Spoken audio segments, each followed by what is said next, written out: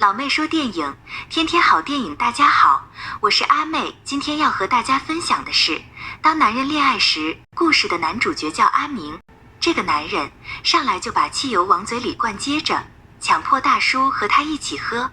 他是个狠人，但却不是在玩命，他在收账，收账手段极其残忍，不择手段，圈内的人都很敬畏他。看这阵势，大叔立马怂了，表示自己有钱。他拿着钱看了看，给了男人一沓，说：“不是给孩子的补课费吗？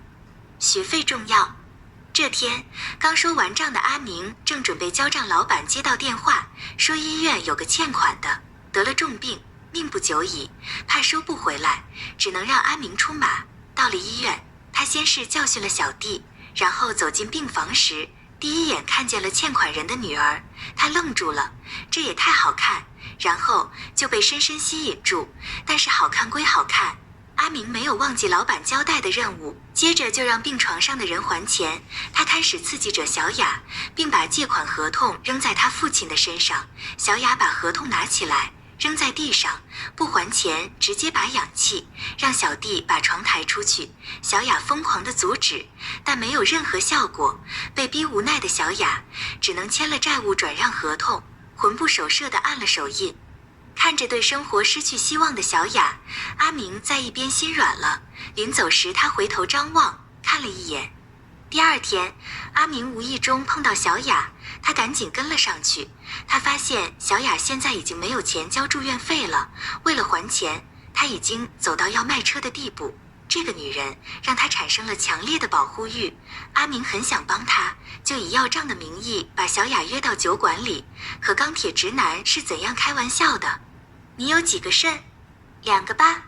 别人追女孩都是甜言蜜语，他那跟人家聊心肾移植，女人听后生气，转身就走。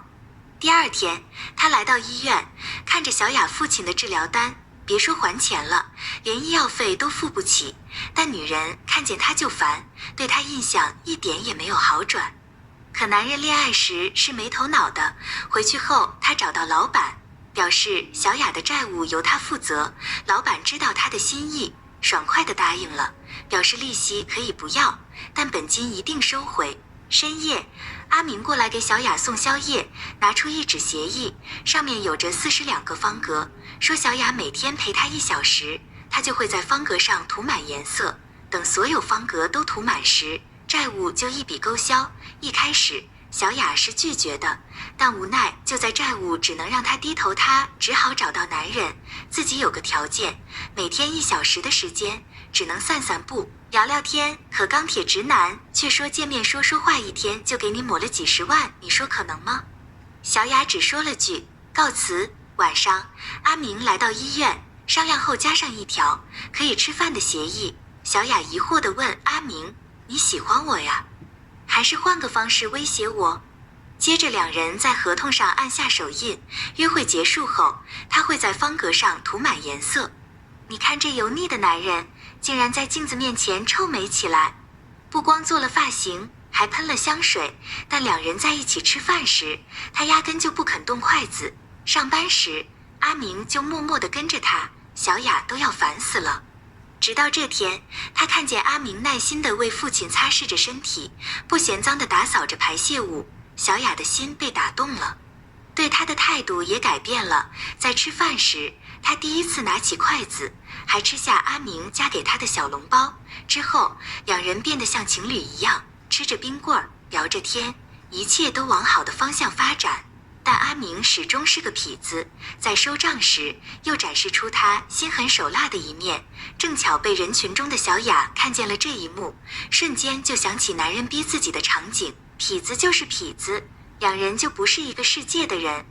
回到医院，小雅看见阿明给父亲读着漫画书，推到自己的父亲就往回走。他接受不了当痞子的阿明，并表示和他一刀两断。阿明慌了，想了半天，真诚地说出那3个字：“我爱你。”小雅却说：“我会还钱的，不要来烦我了。”不久后，阿明听小弟说小雅的父亲去世了，来到灵堂发现没有一个人来送小雅父亲最后一程。他走到牌位前磕头上香，张罗着附近的商贩参加葬礼，告诉他们走的是自己家的老人，像女婿一样忙里忙外招待着别人，把后事打理得井井有条。是他让老人最后一程走得风风光光。小雅被他们暖化了，两人确定恋爱关系。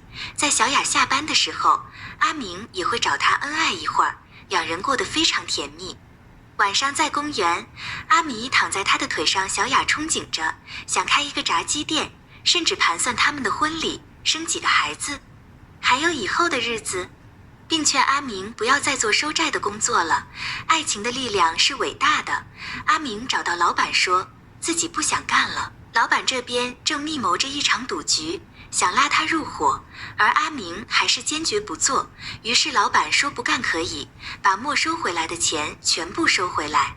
一次收债时，他突然倒下，四肢无力，口吐白沫。苏醒后，医生告诉他，你脑袋里长了颗肿瘤，治疗费用非常昂贵。回到家，小雅高兴地拿出存折，盘算着开着炸鸡店，以及规划着以后的未来。第二天，两人看了很多门面，他们的钱有点紧张。阿明知道小雅非常喜欢大街最好的门面，为了能让小雅有个美好的未来，他准备搏一搏，拿出继续3000万入伙那场赌局。晚上，阿明让小雅把店面定下来，钱他来解决，约见门面房东和赌局正好是同一天。如果顺利，阿明能在赌局结束后拿着钱赶去签合同。赌局过半，这边就出事了，一帮蒙面人突然冲过来抢钱，老板在掩护中离开。就在和匪徒打斗中，他扯下面罩，阿明呆住了，那正是老板的手下。他才明白自己被坑了，没有利用价值的他，不仅没有挣到钱，还被老板骗光了积蓄。他找遍公司，但早已人去楼空。遍体鳞伤，心情难受到极点的阿明，独自一人喝着闷酒。等了一天的小雅找了过来，自己等了一天，给房东说尽了好话，阿明却在这里喝酒。他拉着男人的手，非常气愤。不是说好不再当混混了吗？不是说好做普通人的日子吗？不是说好今天签下门店吗？面对小雅的质问，阿明说出这辈子他最违心的话，你以为我会和你结婚？小雅的心已经被伤透了，她失魂落魄地走了出去之后，懊恼的阿明故意和一群人打了起来，因下手太狠，被判入狱3年。2年后，因人道主义，他被提前释放。再次见到小雅时，已经回不到从前了。他望着阿明冷冷地说，我真希望你就这样消失。他知道自己已经时日不多了，随时都会离开。为了给小雅美好的生活，阿明找到之前的老板，为了他深爱的女人，他放下所有的尊严，跪在地上祈求老板能把钱还给他，并告诉老板自己已经时日不多了，希望把属于自己的钱拿回来。幸运的是，他拿回来了。晚上，他找到小雅，把钱塞进他的手里。小雅认为他又去当起了混混，直接把钱摔在他脸上，头也不回地走了。不久后，小雅的父亲忌日到了，阿明过来磕头上香，临走时告诉小雅不再来找他，自己将离开这座城市。走的时候，正在看见相亲的小雅，这个男人看起来很靠谱，戴着眼镜，一表人才，比起自己这个痞子，不知道强了多少倍。看着男人很靠谱，阿明也开心地笑了。随后离开时，他开始鼻子流血，倒在街边。当他从病床上醒来，医生告诉他家属已经付过钱了，订单的落款处写着小雅的名字。晚上还是那家酒馆，喝完酒出来后，昏暗的街道上，他找到了阿明。此时小雅已经从警察那了解所有情况，他才知道眼前的这个男人爱他胜过爱自己，也明白自己之前有多么残忍。他们就这样看着对方，阿明这一刻终于忍不住地哭了起来。人生最大的遗憾莫过于此。在阿明生命中最后的日子，小雅陪着他治疗，在阳台上给他读漫画书。几天后的晚上刷牙，给他擦着身体。他发现阿明已经走了，走到这么安详。小雅控制不住哭着说出我爱你那3个字。葬礼上每个来宾都是带着真心来的，看着眼前的女孩，阿明的父亲对他说起儿子最后说的话，其实我差点结了婚的，但是我搞砸了。她长得很漂亮，就是个女神，我这就是个路过人，马上就得消失了。我不在，她也会活得好好的吧？爸爸，他没有爸爸了，所以爸爸你做他爸爸，他是个您儿子，我深爱着的女人。人人都说时间是最好的良药，关于爱情的回忆不会随着时间的流逝而淡漠，每个人的心中都会装着一个永远不会忘记的人。今天的故事就讲完了，喜欢阿妹说电影的就点个赞吧，同时订阅我的频道啊，下期见，拜拜。